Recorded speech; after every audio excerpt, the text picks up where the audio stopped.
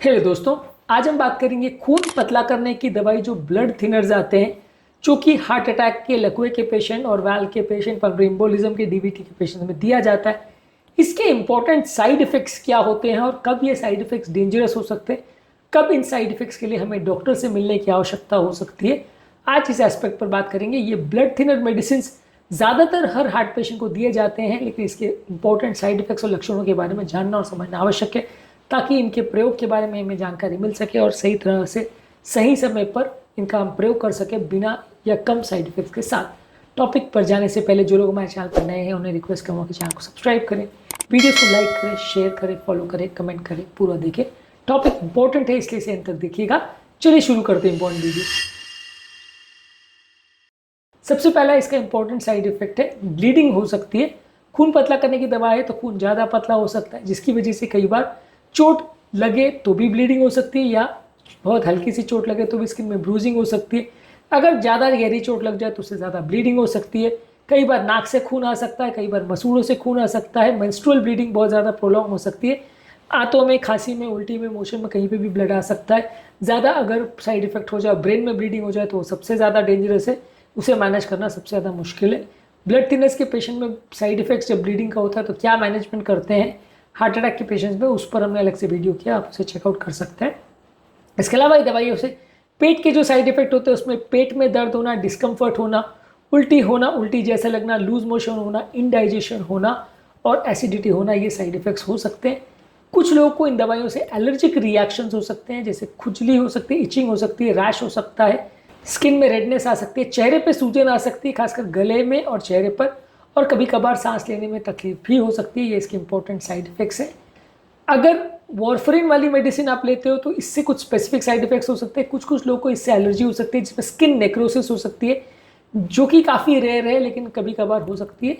कुछ कुछ लोगों को इससे बाल झड़ने का प्रॉब्लम हो सकता है। कुछ कुछ लोगों से वॉरफरिन से लिवर टॉक्सिसिटी हो सकती है, और एक बीमारी जिसे पर्पल टो सिंड्रोम बोलते हैं, जिसमें पाँव के जो ब्लड वेसल्स है टोज में, उसमें कोलेस्ट्रॉल क्रिस्टल जमा होने की वजह से पर्पल डिस्कलरेशन टोज का हो सकता है। ये भी रेयर है लेकिन हो सकता है वॉरफरिन से। पर्पल टो सिंड्रोम बोलते हैं। ये इंपॉर्टेंट साइड इफेक्ट्स है वॉरफरिन के, जो कि पल्मोनरी एम्बोलिज्म, वाल्व के पेशेंट्स, हार्ट से जो क्लॉट ब्रेन में जाता है, या एट्रियल फिब्रिलेशन वाले पेशेंट जो एंटीकोगुलेंट दवाइयाँ यूज होती है उसके साइड इफेक्ट से हो सकता है। डैबिगैट्रेन जो खून पतला करने की दवा न्यूरो एंटीकोगुलेंट्स में से आती है, वो भी वाल्व के पेशेंट, पल्मोनरी एम्बोलिज्म, डीवीटी के पेशेंट और एट्रियल फिब्रिलेशन में दिया जाता है। इसमें पेट की ब्लीडिंग हो सकती है, गैस्ट्रोइंटेस्टाइनल ब्लीडिंग हो सकती है, इंडाइजेशन और पेट का दर्द हो सकता है। रिवरोक्साबैन, अपिक्साबैन और रिडोक्साबैन से लिवर एंजाइम्स बढ़ सकते हैं और ब्लीडिंग के साइड इफेक्ट्स हो सकते हैं, खासकर पेट का ब्लीडिंग और ब्रेन का ब्लीडिंग, ये सबसे ज़्यादा डेंजरस होता है। वॉरफरिन या लो मॉलिक्यूलर वेट हेपारिन जो देते हैं, इससे कभी कभार एक इम्यून रिएक्शन हो सकता है, जिससे क्लॉटिंग टेंडेंसी बढ़ सकती है, जो अनफ्रैक्शनेटेड हेपारिन के साथ ज़्यादा होता है। इसको हेपारिन इंड्यूस थ्रोम्बोसाइटोपिनिया बोलते हैं, काफ़ी डेंजरस भी हो सकता है। इसके अलावा ऑस्टियोपोरोसिस हो सकता है, यानी लॉन्ग टर्म यूज से बोन की डेंसिटी कमज़ोर हो सकती है। स्किन में रिएक्शन हो सकता है, लोकल इरिटेशन या एलर्जिक रिएक्शन या रैशेस हो सकते हैं। जो खून पतला करने की दवा एंटीप्लेटलेट्स दी जाती है, उसमें एस्पिरिन की दवा से लोगों को पेट में जलन, एसिडिटी, पेट के अल्सर बन सकते हैं। किसी किसी को कान में झुंझुनी यानी टिनिटस हो सकता है, हाई डोजेस पर अगर एस्पिरिन दिया जाए। क्लोपिडोग्रेल, टिकाग्रोल और प्रासुग्रेल ये भी ब्लीडिंग इवेंट्स कर सकते हैं, इससे भी पेट में ब्लीडिंग और बाकी कहीं पे भी खासकर ब्रेन में ब्लीडिंग हो सकती है। कई बार रैशेस और इचिंग का साइड इफेक्ट इनसे हो सकता है। डाइपिरिडामोल के साइड इफेक्ट से हेडेक, डिजीनेस और फ्लशिंग के साइड इफेक्ट्स हो सकते हैं। डाइपिरिडामोल ज़्यादातर लकवे के पेशेंट में प्रयोग किया जाता है। ये साइड इफेक्ट्स वैसे तो ज़्यादातर ब्लीडिंग का साइड इफेक्ट सबसे ज़्यादा डेंजरस होता है। आपको डॉक्टर को कब कंसल्ट करना है, जबकि कोई सीवियर या अनकंट्रोलेबल ब्लीडिंग हो जाए, ब्लीडिंग रुक नहीं रही है, यूरिन में और मोशन में अगर कंटिन्यूस ब्लड आ रहा है तो डॉक्टर को मिलना पड़ेगा। वॉमिट में अगर बहुत ज़्यादा मात्रा में ब्लड आ रहा है तो आपको डॉक्टर को मिलना पड़ेगा। अगर सीवियर हेडेक, कन्फ्यूजन या अनकॉन्शियसनेस हो रही है जो ब्रेन का ब्लीडिंग सजेस्ट कर सकता है तो डॉक्टर को मिलना पड़ेगा। सडन सीवियर बैक पेन अगर हो रहा है जो कि स्पाइनल एरिया में ब्लीडिंग को सजेस्ट कर सकता है, वैसे केस में आपको डॉक्टर को मिलना पड़ेगा। और यदि अगर सडन ब्रीदिंग डिफिकल्टी हो रही है, छाती में दर्द हो रहा है, सांस लेने में तकलीफ हो रही है, तो वैसे केस में भी आपको डॉक्टर को मिलना पड़ेगा। ज़्यादातर पेशेंट्स जिनको भी कोई साइड इफेक्ट्स होते हैं उसमें आपको मेडिसिन के बारे में जानना, समझना, उसके साइड इफेक्ट को समझना आवश्यक है। कोई भी अननेसरी नेचुरल ब्लड थिनर्स या ऐसी कोई चीज़ें नहीं ले। अगर सीरियस कोई ब्लीडिंग या साइड इफेक्ट्स हो रहा है तो डॉक्टर को रिपोर्ट करें।